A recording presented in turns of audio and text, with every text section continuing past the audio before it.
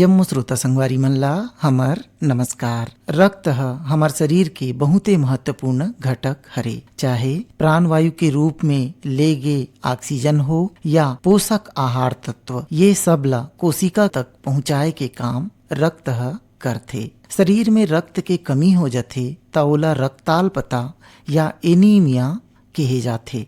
शरीर में रक्त के कमी के प्रभाव शरीर के सब्बो अंग मां पड़थे और कभी कभी तो मृत्यु जैसन स्थिति घलो आ जाथे। एनीमिया के लक्षण और उपचार के संबंध में ज्यादा जानकारी प्राप्त करे बर आज स्टूडियो में आमंत्रित करे हन शासकीय आयुर्वेद महाविद्यालय रायपुर में काय चिकित्सा विभाग के प्राध्यापक और विभाग अध्यक्ष डॉक्टर अरुणा ओझा जी ला। डॉक्टर अरुणा जी नमस्कार, ये कार्यक्रम में आप मन के स्वागत है। नमस्कार, सभी श्रोताओं को भी मेरा नमस्कार। डॉक्टर अरुणा जी, एनीमिया का होथे? एनीमिया को ही साधारण भाषा में रक्ताल्पता कहा जाता है। जब रक्त में लाल रक्त कोशिकाओं की संख्या कम हो जाती है या वो अपना प्राकृत कार्य नहीं कर पाती हैं, तो शरीर की दूसरी कोशिकाओं या सेल्स तक ऑक्सीजन नहीं पहुंच पाता और व्यक्ति शरीर में ऊर्जा की कमी महसूस करता है। इस स्थिति को हम एनीमिया या आयरन डेफिशिएंसी एनीमिया भी कहते हैं। आयरन डेफिशिएंसी एनीमिया एनीमिया का सबसे सामान्य प्रकार है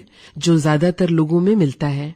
एनीमिया अपने आप में एक बीमारी भी है और कई बीमारियों में मिलने वाला एक लक्षण भी है। अरुणा जी, कोई व्यक्ति कैसे पहचान सकते कि वो एनीमिया से पीड़ित है?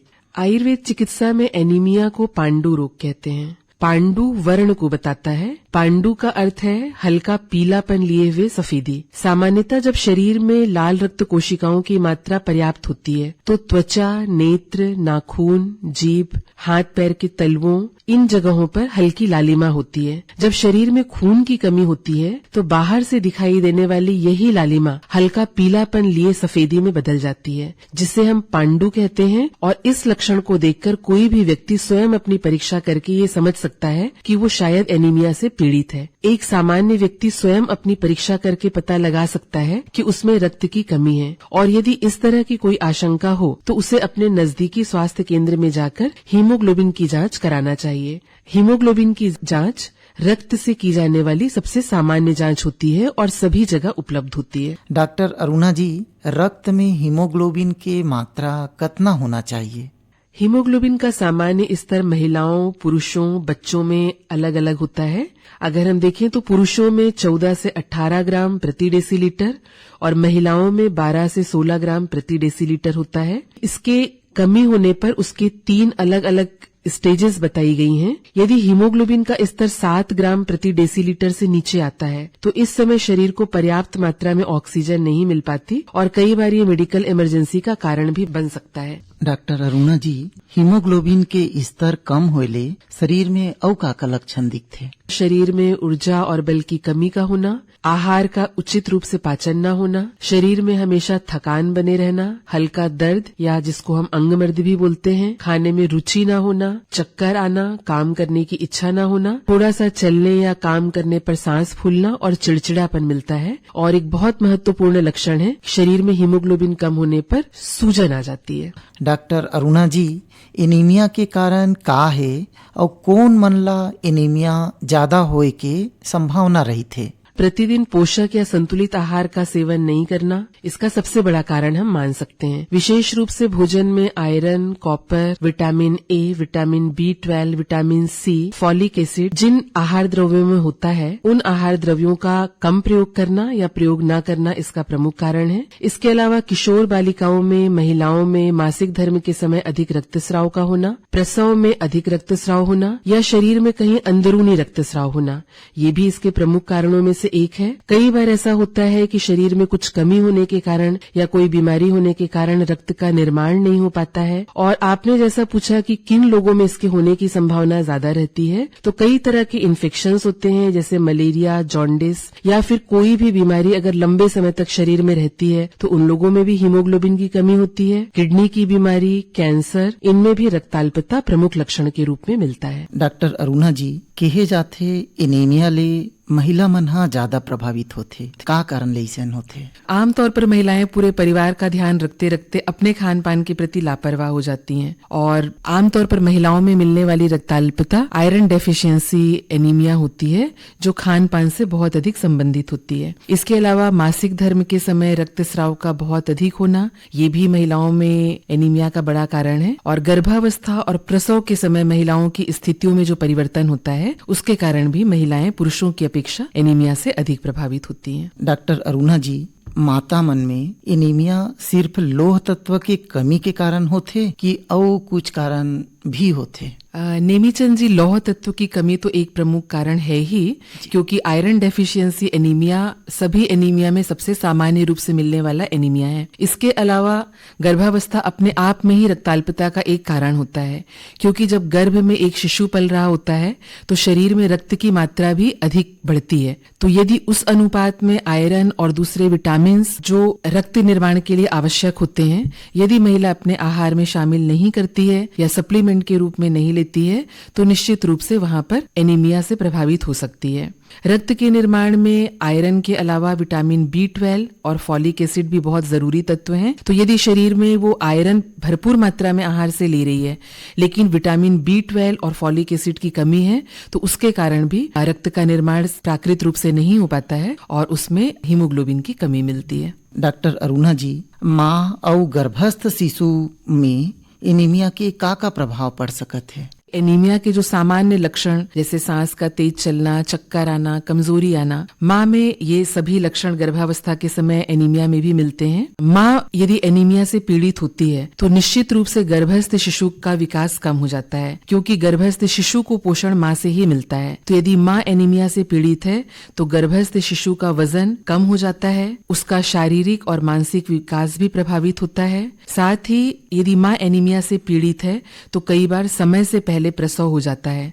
समय से पहले प्रसव होने के कारण शिशु का वजन कम होता है और प्रसव के बाद उसका विकास धीरे धीरे होता है। और ऐसी अवस्था में यदि उसके ऊपर बहुत अधिक ध्यान नहीं दिया गया या उसके पोषण पर बहुत अधिक ध्यान नहीं दिया गया तो संक्रमण की संभावना भी बहुत अधिक होती है। इसलिए प्रसव के बाद भी शिशु और माँ दोनों का बहुत अधिक ध्यान रखना जरूरी होता है। एनीमिया ले बाँचे बर गर्भवती माता ला का उपाय करना चाहिए? एनीमिया से बचने के लिए सबसे पहले तो जरूरी है कि गर्भ धारण करने के पहले महिला अपने आप को स्वयं देखे कि उसके शरीर में यदि किसी तरीके की कमजोरी है या एनीमिया के कोई लक्षण मिल रहे हैं तो पहले चिकित्सक से संपर्क करे और अपने आप को गर्भ धारण के लिए तैयार करे। दूसरा, जैसे ही उसे गर्भ धारण का पता चलता है उसे तुरंत चिकित्सक से संपर्क करना चाहिए।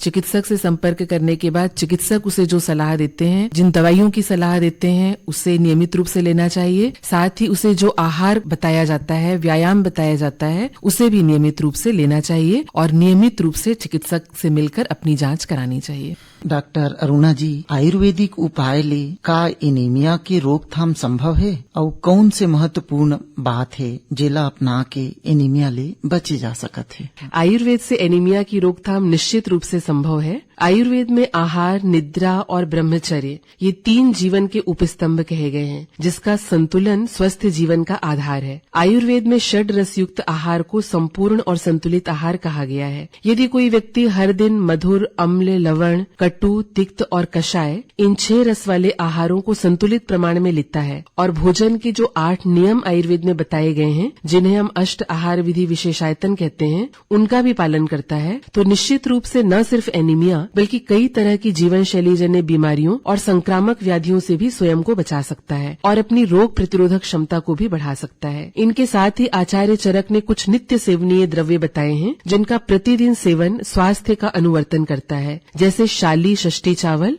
ऑर्गेनिक और बिना पॉलिश किया हुआ हो। इसी तरह शुद्ध शहद, गाय का दूध, गोघृत, आंवला, जौ और मूंग की दाल, इनका नित्य सेवन और उचित काल में प्रयोग रक्ताल्पता को रोकने में बहुत ही महत्वपूर्ण है। वर्ष 2023 इंटरनेशनल मिलेट ईयर के रूप में मनाया जा रहा है, तो सांवा, कुटकी, कंगनी और दूसरे मिलेट्स भी आयरन के बहुत अच्छे स्रोत हैं। इन्हें भी हमें अपने आहार में शामिल करना चाहिए। डॉक्टर अरुणा जी, एकर अलावा और कौन से आहार एनीमिया ले बाँचे बर हमन ला अपन आहार में शामिल करना चाहिए? हमारा छत्तीसगढ़ जहाँ पर कई तरह की भाजियां मिलती हैं, तो न सिर्फ अनाज बल्कि उसके अलावा भी बहुत सारी चीजें हैं जिनको यदि हम प्रतिदिन अपने आहार में शामिल करें तो एनीमिया से हम निश्चित रूप से बचाव कर सकते हैं। जितनी भी हरी पत्तेदार सब्जियां जैसे लाल भाजी, पालक, बथुआ, चुकंदर, हरी मटर, लौकी और भी हरी सब्जियां हैं जिनका हमें प्रतिदिन सेवन करना चाहिए। फलों में अनार फल, सेब फल,